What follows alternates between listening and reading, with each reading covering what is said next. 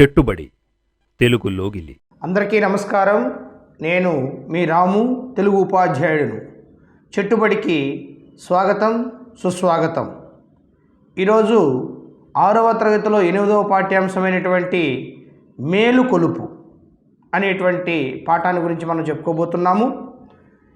ఈ పాఠంలోకి వెళ్ళినట్లయితే ఈ పాఠం యొక్క విషయాన్ని మనం కానీ చూసినట్లయితే భారతదేశం భిన్నత్వంలో ఏకత్వంగా ఉంది. అందుకు ప్రతీక కూడా అనేక జాతుల వారు, అనేక కులాల వారు, అనేక మతాల వారు, అనేక ప్రాంతాల వారు కలగలిసి అన్నదమ్ముల్లాగా ఉండేటువంటి గొప్ప దేశము మన భారతదేశం. అలాంటి భారతదేశము అనేక విధాలుగా వేణోళ్ళ పొగడదగినటువంటిది ఈ జగత్తులో. అలాంటి భారతదేశము స్వాతంత్ర్యానికి ముందు నిమ్న జాతులు ఎదుర్కొంటున్నటువంటి తీరుతెన్నుల గురించి, వాళ్ళ హక్కులు ఎలా అణగారిపోయాయి అనేటువంటి విషయాలను గురించి, భరతమాతలో వారు కూడా ఒక భాగమే కదా అనేటువంటి ఆ యొక్క వైనాన్ని గురించి మనకు అత్యద్భుతంగా కళ్ళకు కట్టినట్లుగా చిత్రీకరించాడు కుసుమ ధర్మన్న గారు. ఈ కుసుమ ధర్మన్న అనేటువంటి ఆయన 1900 సంవత్సరంలో పుట్టి 1946లో మరణించడం జరిగింది.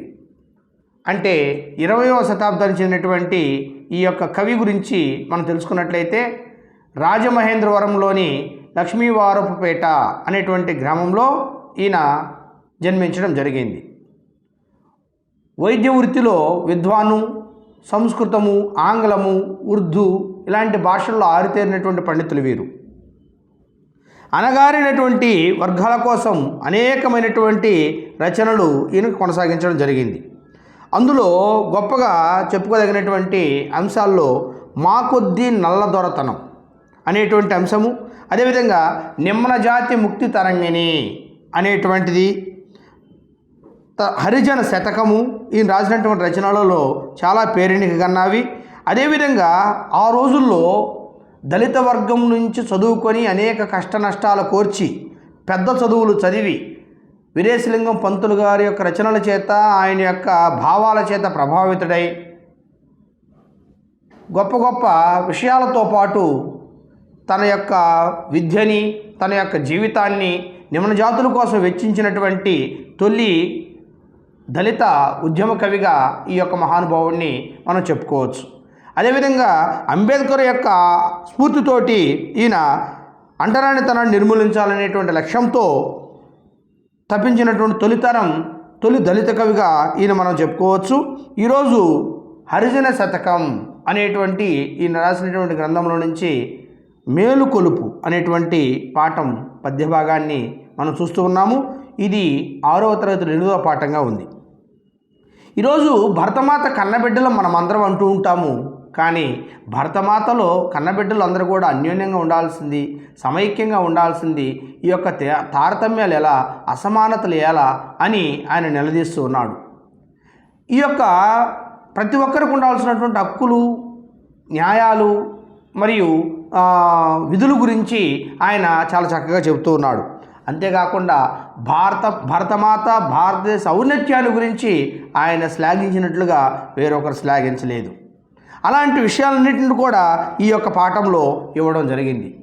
6వ తరగతి కొత్తగా పాఠశాలకు వచ్చినటువంటి ఈ యొక్క విద్యార్థులు ఈ యొక్క పద్యాలు ఇలాంటి వాటి మీద అంత సాధన లేకపోయినప్పటికీ ఔన్నత్యం, అందులో భావం ఉండేటువంటి విధానాన్ని మనము విద్యార్థులు తెలియజెప్పినప్పుడు భరతమాత యొక్క గొప్పతనాన్ని విద్యార్థుల్లో దేశభక్తిని పెంపొందింపజేసే దిశగా ఈ యొక్క పాఠము విద్యార్థులకు ఎంతగానో ఉపయోగపడుతుందనేది నా యొక్క అభిలాష.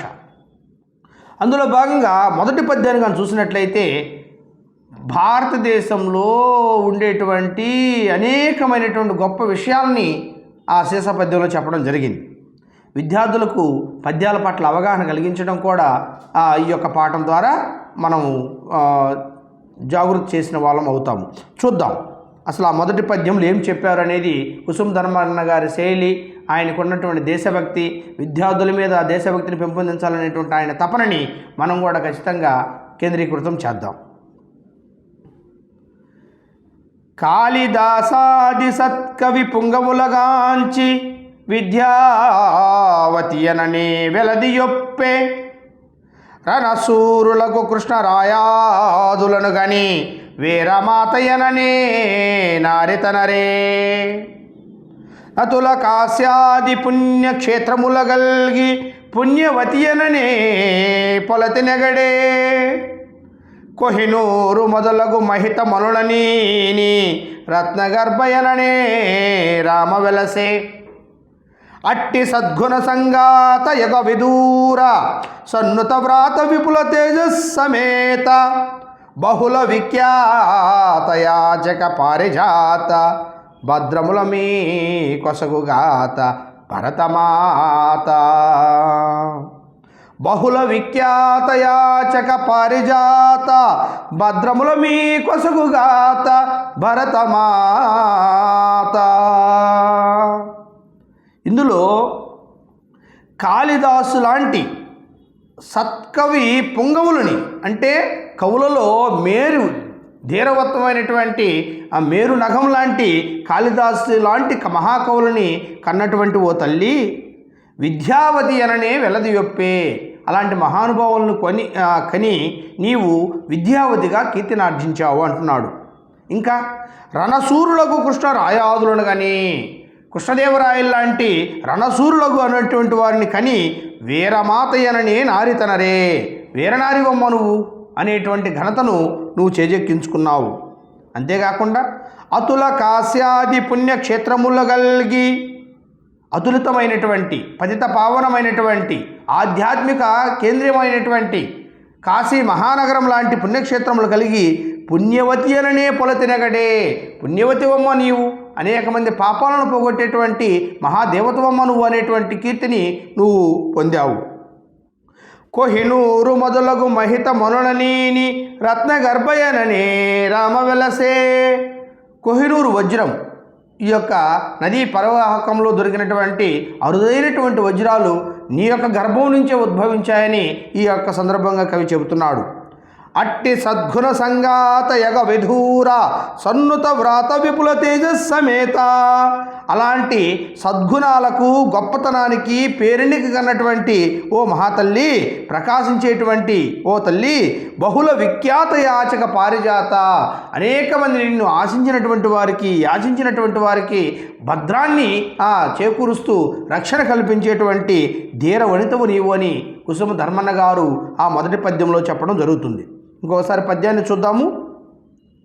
కాళిదాసాది సత్కవి పుంగవులగాంచి విద్యావతి అననే వెలదియొప్పే రణసూరులకు కృష్ణరాయాదులను గని వీరమాతయననే నారితనరే అతుల కాశ్యాది పుణ్యక్షేత్రములు గల్గి పుణ్యవతి అననే పొలతి నెగడే కొహినూరు మొదలగు మహిత మనులనీని రత్నగర్భయననే రామ వెలసే అట్టి సద్గుణ సంగాత యగ విధూర సన్నుత వ్రాత విపుల తేజస్సమేత బహుళ విఖ్యాత యాచక పారిజాత భద్రముల మీ కొసగుగాత భరతమాత.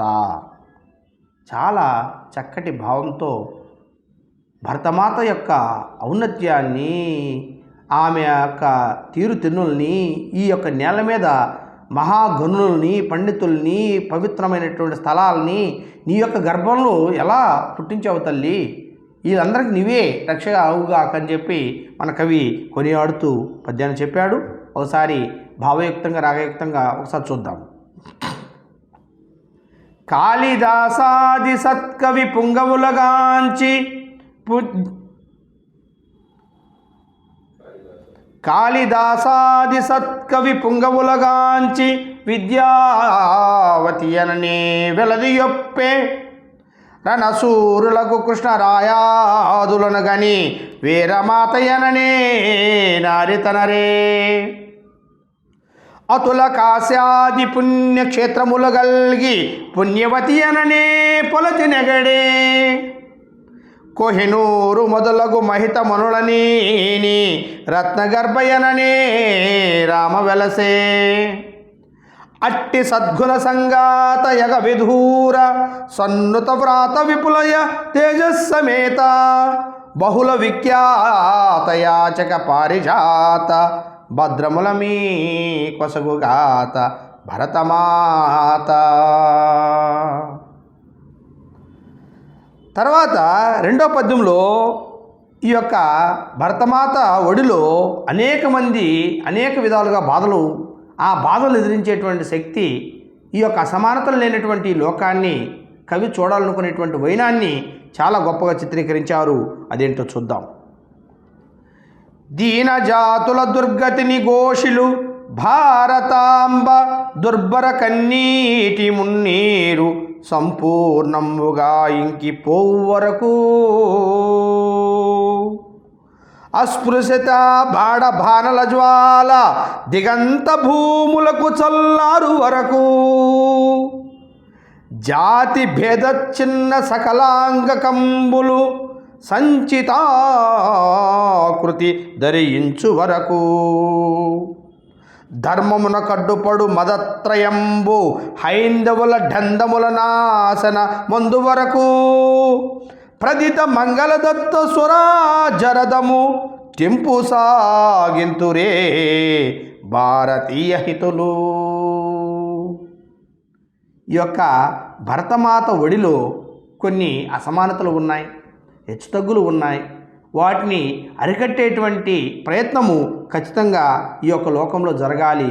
అప్పుడే ఈ తల్లి శాంతిస్తుంది, ఆ తల్లి సంతోషిస్తుంది అనేటువంటి తీరుని ఇక్కడ చెబుతూ ఉన్నాడు. ఏమని? దీన జాతుల దుర్గతిని ఘోషిలు.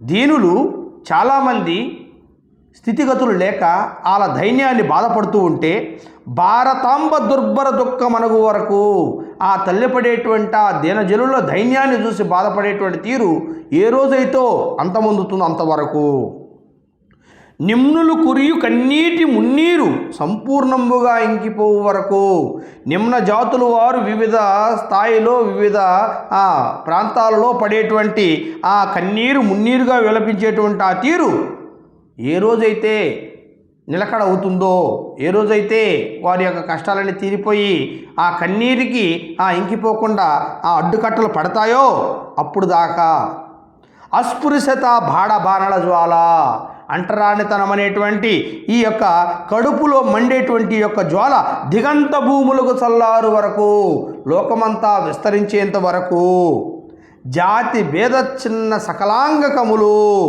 ఈ యొక్క జాతి భేద ఇలాంటి తారతమ్యాలన్నిటి కూడా అంతరించిపోయేంత వరకు సంచితాకృతి ధరించు వరకు అస్పృశ్యత బాణబాణల జ్వాల దిగంత భూములకు చల్లారు వరకు ఈ యొక్క అంటరానితనం అనేటువంటిది కడుపులో రగిలేటువంటి ఈ యొక్క మంటలు దిగంత భూములకు చల్లారేంత వరకు కూడా మనమంతా కృషి చేయాలి అంటున్నాడు.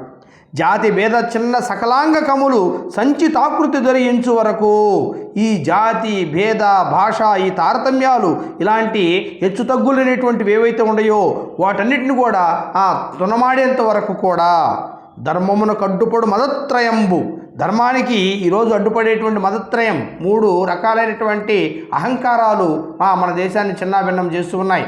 విద్యా గర్వం, ధన గర్వం మరియు జాతి గర్వం అనేటువంటి ఈ యొక్క లోకంలో ఈ హైందవుల డందముల నాశనమందు వరకు ఈ యొక్క మానవులు అనేటువంటి హృదయాల్లో నాశనం పొందే వరకు కూడా ప్రజిత మంగళదత్త స్వరాజ్యరథము అంటున్నాడు. ఏమంటున్నాడు?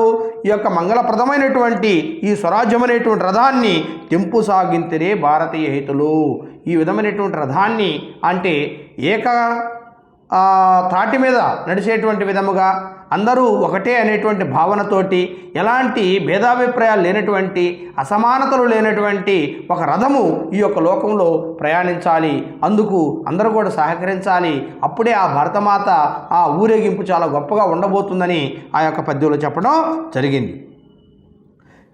తర్వాత అంటున్నాడు, మేలుకొలుపుతున్నాడు మనల్ని. పాఠం పేరు మేలుకొలుపు కదా. అక్కడ అంటున్నాడు, మేలుకొనుమయ్య తరుణము మించకుండా జన్మ హక్కులకై పోరు సల్పుమిపుడే హక్కుకై ప్రాణమిడుట ద్రోహంబు కాదు స్వర్గపదమని నమ్ముము స్వాంతమందు.